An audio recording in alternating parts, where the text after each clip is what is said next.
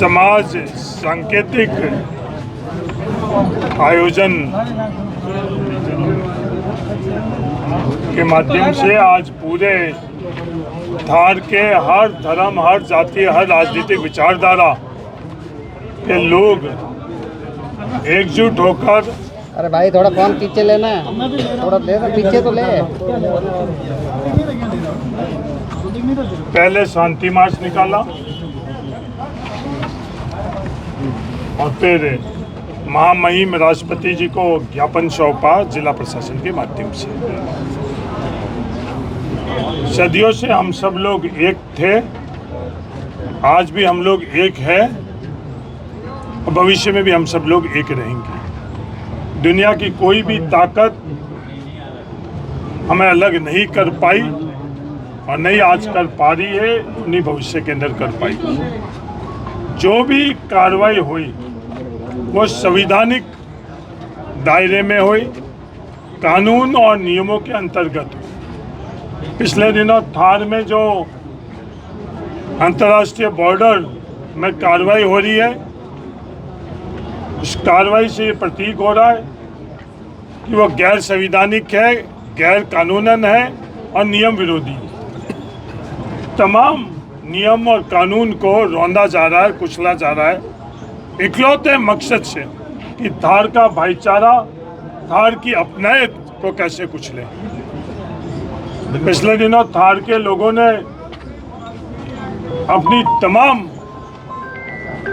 जो परिस्थिति थी, उस परिस्थितियों में एकजुटता को, भाईचारा और अपनायत को प्राथमिकता दी है और भविष्य में जो नापाक इरादे हैं आपस के अंदर इस भाईचारा और अपनायत को कुचलने का, उसका जवाब इकलौता है कि हम सब लोग एकजुट होकर जो पीढ़ियों से रहते आ रहे हैं वो भी भविष्य में रहे। सर, आपको क्यों लगता है कि एक तरफा कार्रवाई हो रही है, जबकि प्रशासन कह रहा है कि जो सरकारी जमीन नहीं, मैं कह रहा हूँ या प्रशासन कह रहा है कि बात नहीं, आकर जाकर कोई भी देख ले। एकल में एक ही किस्म की जमीन पर मस्जिद बनी हुई है और दूसरे निर्माण हुए हैं। सिर्फ मस्जिद को टारगेट कर और तोड़ा गया और दूसरे को नहीं। मैं धन्यवाद देना चाहता हूँ धार के तमाम लोगों को जो जिन्होंने किया। उनका मकसद ये था कि अब दूसरा वर्ग शिकायत करेगा, पर इन्होंने सहन कर लिया।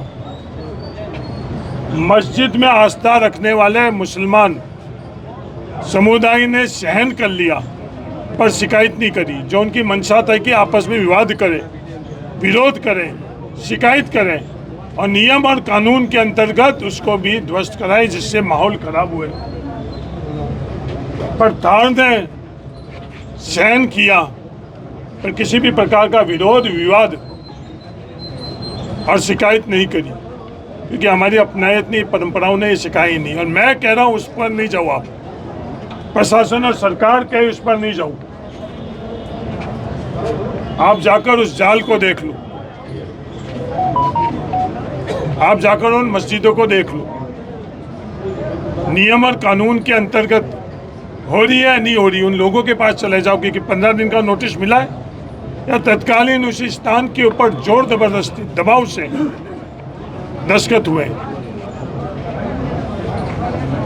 जिन कर्मचारियों ने किया है वो कर्मचारी खुद आज बहुत दुखी है। जो पत्रकार वहाँ गए वो दुखी है। कोई भी निष्पक्ष तौर के ऊपर जाकर देख ले तो यही सच्चाई नजर आएगी। अब प्रशासन इस सच्चाई को ढक नहीं सकती, सरकारें इस सच्चाई को ढक नहीं सकती। सर, ऐसा ही ये सिलसिला चलता रहे तो अगली कार्रवाई कदम क्या होगा आपका? नहीं, इसका जवाब हम लोग आपस में विश्वास और एकजुटता से देंगे। उनका प्रयास रहेगा कि हम लोगों के बीच में दरार डालें और हम मजबूती से एकजुट होकर सहन कर लेंगे। हम समाप्त हो जाएंगे पर अपनी अपनायत और भाईचारा को हम मिटने नहीं देंगे। जो भी करना है उनको वो कर ले, हम लोगों को समाप्त करनी है। भाजपा के कौन से लोग फोन करके कहा था कि भाई मैंने आपसे निवेदन किया व्यक्तिगत तौर पर, आप मेरे परिवार के सदस्य हो, आप नहीं सार्वजनिक कोई भी आपस की व्यक्तिगत संवाद को सार्वजनिक करना अगर आप लोग ये उचित समझो। नहीं सर, बिल्कुल आप लोग जितना मेरा थार है उतना ही आपका था। आप व्यक्तिगत और मैं बयान आपको दीजिए। बताऊंगा, ये मैंने आपको सार्वजनिक तौर के ऊपर किया। सर दावा किया जा रहा है कि देश की जो सीमाएं हैं उनको सुरक्षित करना, मजबूत बनाने के लिए कार्रवाई की जाए। नहीं, ये दावा और सच्चाई के अंदर बहुत बड़ा, कोई भी दुनिया की सीमाएं सुरक्षित करने के लिए वहाँ के नागरिक के संदर्भ में उनका विश्वास आपस में और उनका विश्वास उस देश की व्यवस्थाओं और संविधान के ऊपर, ये यहाँ से देश की सीमाएं सुरक्षित होने का सफर शुरू होता है।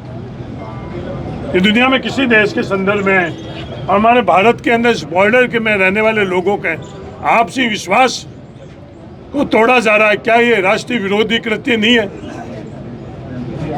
जो प्रशासन और संस्थाओं और सरकारों पर से विश्वास हटाने का प्रयास किया जा रहा है, क्या ये राष्ट्रीय विरोधी कृत्य नहीं है?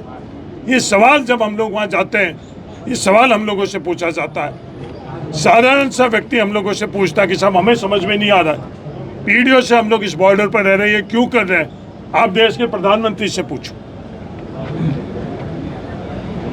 सर आप एमपी के प्रभारी है और एमपी में मुख्यमंत्री के परिवार पर अभी जमीन, ये आज हम लोगों के थार करारा है।